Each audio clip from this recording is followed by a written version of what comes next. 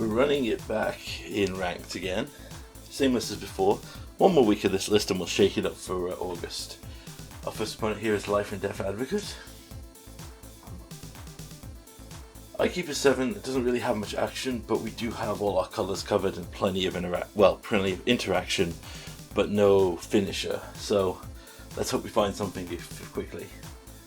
Drop a Triome, Watery Grave from the opponents, Sultai, and this appears to be the Sultai Explore deck, which I haven't seen for years. So I'm going to hold back on my removal here, because I know that they have larger threats like Bolus's Citadel and potentially the Jade Light Walker, if I believe the name is. Opponent considers for a while what they're going to do. Goes in with the Willow Walker. We get hit for 1 here. They missed a land drop, so I'm just going to take care of their threat now. Go for the Vanishing Verse here. They respond with an Assassin's Trophy. I'm assuming this is like a basic check. However, we've got a ton of lands in hand, and we have, well, everything we need here. We played this land and we're all to 5 lands again. Although I am concerned because we have now 3 of our basics technically with the Fabled in hand. Opponent finally hits their 3rd land drop. We find Kaito, so I'm going to use this Fabled here because I need to get a different blue or black source to drop Kaito. So get the blue, drop a Kaito. It's possible they have a ton of removal or counter spells, but we're just testing here. This makes me think they have more removal. So I'm going to drop the drone here and put 2 threats on the board that they would likely have to answer. They have a 2nd Assassin's Trophy here, so we'll get another one of our basics out of our deck. They play a Trial of Ambition, force us to sack our drone. We get 2 life out of it. So drop a land, and we'll use Wandering Mind. Wandering Mind finds us a Tyrant Scorn for when they eventually drop a threat. They drop a Hydroid Crisis for 2, manage to draw a single card from that. On our turn we'll drop a land, we'll use the Scorn now, get rid of the Crisis, and put Yorion into hand here and attack with the Wandering Mind. This will force them to use removal on Wandering Mind before Yorion comes down. If they have it. They have a Casualties of War, so they take out one of our basics and our creature. But we're sorted here, so we're going to drop Yorion. We just want to keep pressure on here, because we haven't drawn any finishers. So we just want to 1-for-1 them until we find either Niv-Mizzet or a hard stick threat like Edgar or another Kaito. Opponent considers their options here.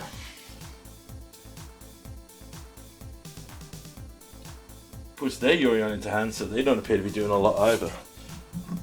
We find a useless, basically Fabled Passage at this point, so we'll hit them down to 11. They go for an Assassin's Trophy on the Kaito. Get our no more basics out of our deck. That was 3 Assassin's Trophies, I was just checking. Invasion of Urgamon's here, so this is good. We can use this to discard this useless Fable. And we find the real good Fable, so let's use that Fable to start our turn. It's a bit awkward though, because our hand is full of really good interaction we probably don't want to get rid of. They go for a Crisis for 6 to draw 3 more cards. We're going to use Leyline Binding here, because if they somehow destroy Leyline Binding, the Crisis won't be back on the field. We get to discard, so we're going to discard these 2 cards here to just find more finishers. We don't, so we'll play another Fable. Just to get more loots out to find out what's going on. When our opponent plays another Trial of Ambition. So our plan of using Assassin's Trophy to kill that before the Yorion Blink is off the table. We find more land, so we'll just flip the Fable. We'll discard these 2 cards now to just try and find something. We find another land that will cycle. We find a Verdict, which is pretty much useless here. We'll attack in with our Goblin Shaman to make a treasure. Let's see what our opponent does. They play a Risen Reef, play a Leafkin Druid, play a Wild Growth Walker. We find a Vanishing Verse here. So we have the infinite setup now with the Fables. So what we're going to do here, we're going to attack with the Goblin Shaman, get another treasure. And we're going to see if our opponent knows about this interaction. They play the Great Henge, and they play Yorion, so they are now tapped out. So this is perfect. They blink everything they have with Yorion. Now we wait till the Yorion's going to come back, and we'll use the Fable here. And for each mana we copy, we make a hasty 2/2 that will survive till our next turn. Which I think is probably about 45 damage. Our opponent concedes because they know they can't beat this. So Fable wins us the game there with no Niv-Mizzet. Really puts more emphasis on why I think that card should probably go from the format. I'm going to take out a Clarion, I think, and bring in the Invasion of Tolvada. They have a lot of removal. I'm also going to bring in a Mystic Dispute in anticipation of them bringing in counter magic for us. Because they are Sultai, so they do run blue. Okay. We keep a dodgy 7. Our opponent plays a tap land, we'll play our tap land. We shock in our Watery Grave, so we have Hold Up a Grove Spiral or Assassin's Trophy in an emergency. They Jade Light Ranger, so we'll drop in a Fabled Passage here. Get another land out of our deck.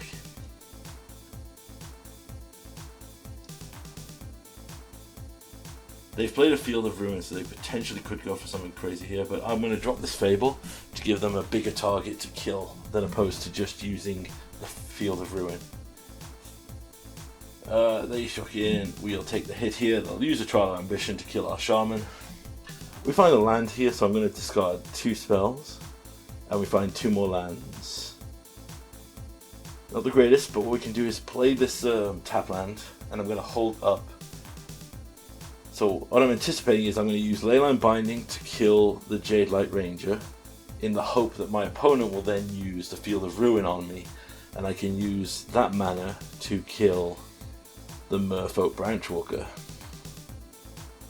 But in the end, I decide, since I've already done the damage, it's better if I just get the red here to guarantee I still have my colours fixed. Opponent uses Gaia's Blessing to shuffle the graveyard back in. We flip our Saga, shock in here, we're down to 10. We'll use a Wandering Mind.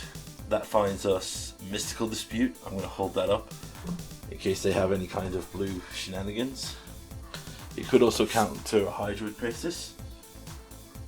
They swing in here, I'm not going to block because I want them to use their removal here, which they have in the form of a new Shieldred, which ETB forces us to sack, so we'll just run out Growth Spiral. We find out Edgar, who's going to be great in this removal heavy matchup.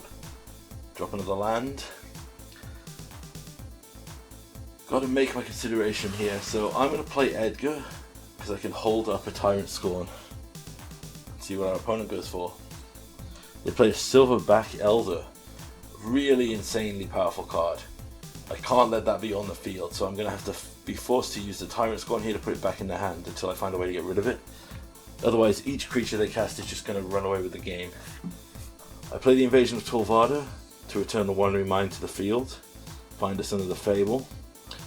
I'm going to hold back here because I can use Reflections to copy Wandering Mind and then use the Mystic Dispute if I have to. They play the Silverback. I'm going to copy the Wandering Mind, see if I find an answer. We find an Assassin's Trophy, which is perfect for this situation. Fortunately, they don't have any creatures to use it on. They use Beseiju here to kill our Reflections, which is fine. So we will get another land here to get one of our Triumphs sorted. We draw another Wandering Mind, we'll use that. We find a few options here. I take the Leyline Binding to take care of the Silverback, and then I'm going to play Fable to start the ball rolling. I'm going to attack the Invasion of Tolvada because the Broken Sky in this matchup, particularly with our health low, could be really impactful. They go for a Hydroid Crisis, so we'll use the Mystic Dispute to counter the body. They still draw the 2 cards. They don't attack in, which is interesting, so we'll discard the Invasion, find another Tyrant Scorn. We're going to use our 2 Wandering Minds here to flip the Invasion of Tolvada, which comes back as the Broken Sky, giving all our tokens +1/+0 lifelink. We'll put Yorion into hand. Opponent has a Risen Reef. Draws a card, plays a Wild Growth Walker. Risen Reef triggers, putting a land into play. Opponent uses Branch Woodwalker, so in response I'm going to kill the Wildgrowth Walker to stop them gaining life. I'm going to Assassin's Trophy the Shieldred just to lower their shields here. We want to force as much damage through as we can. They explore, finding a land. We find a Fabled Passage, which I'm reluctant to play based on our previous turns. Let's get in with our flyers here for 6, gain 2 life. We can use Yorion now, and we'll blink both our Wandering Minds to find 2 more interactive spells if we can. Our Wandering Minds find us a Vanishing Verse and a Kolaghan's Command. They use a Risen Reef here, so what I'm going to do is discard the other card and kill the other Risen Reef, so they get double triggers. They had an Agent of Treachery, so that was really fortunate for us.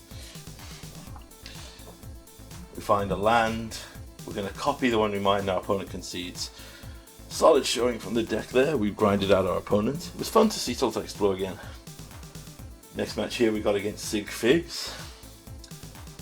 Not a great hand, but if it's it's green, so that's potentially crazy. So we'll use one Growth Spiral, set up for the Supreme Verdict if we can. And our opponent goes Llanowar Elf, Elvish Mystic, and Jetmir Scout. So this is 100% Elf, so kaboom! They are down to a single card in hand. We have a Niv-Mizzet come in next turn. Sorry, they are down to 4 cards in hand, 2 lands. Our opponent has a consideration of what to do, and then drops a Leafcrown Visionary. I nearly played the wrong land there, because I was happy to have a creature-based matchup for the first time in a while. We'll drop our Niv and see what he finds us. Reload. We find a Cosmic Rebirth, Wandering Mind, and a few other effects like that. They play a Jetmir and draw a card, play a Nykthos. So I'm going to Tyrant Scorn here, kill the Visionary so they don't draw any more cards. Shock in, attack for 6. They could block but they don't. I'm going to then use the Growth Spiral, put into play a Fabled Passage, and I'm going to do some shenanigans here for fun with the Cosmic Rebirth. Opponent passes, so they're clearly holding up a Collected Company. So we'll get a white here, use Cosmic Rebirth to buy back the Fable, and basically ramp and gain free life for free mana. It's an okay rate. We use a Wandering Mind here. Finds us a Leyline Binding, pretty decent. We'll use another Wandering Mind. Finds us a Kaito. Attacking for 6 in the air. So our opponent now is dead, unless they find something crazy. So they Collected Company here. Find 2 Elvish War Masters, which is pretty damn crazy. I hold off on the Leyline Binding because there's a limited amount of what can attack here, and Creator is not legal in this format. So we'll see what they go for here. They make a ton of mana, play a Leafcrown Visionary, tap to play a Shaman of the Pack. So literally they still nearly had lethal even after all of this. So we'll use a Leyline Binding here to take out one of the War Masters because it can attack. We go down to 10, opponent swings in for 7. They are dead now on the Crackback. That was a very close call. It's very easy to see how elves are unaware of things. So board wipe and Fatal pushes in. We'll take out the Invasion of Urgamon and probably Kaitos, I'm afraid. Their 4 mana 2 elves will kill our Kaito, so it's not really a good trade for us. I'm expecting them to bring in stuff like the Shaper's Sanctuary and Heroic Interventions, so we just need to be a little bit more removal heavy.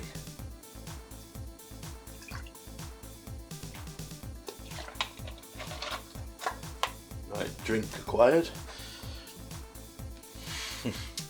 Unkeepable. This is a solid 6.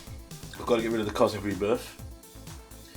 So I'm going to immediately push here. So push the Llanowar Elves. Pass to our opponent. They play a War Master. We'll Vanishing Verse that before he gets any value out of it. They go and play a second War Master. Play Elf. We will play the Jetmir's Garden tapped here to set up for the Supreme Verdict. Fortunately now we're actually in a very interesting position. We have great things we could do here. So what I'm going to do is I'm going to wait until they go for the company and then Tyrant Scorn the War Master. So let's see what they hit from their company. A Lord and a Llanowar Elf. So this is great now because now they're incentivized to play some creatures to draw some cards. So they just play a Shaman, put us down to 13. Play a land that hit us for free. We will use the Supreme Verdict. Play Jetmir's Garden here. Our opponent has Lair of the Hydra, which they activate for 4, which is great for us because it means that our opponent has nothing. We'll play the Fable and we will literally just hold back here.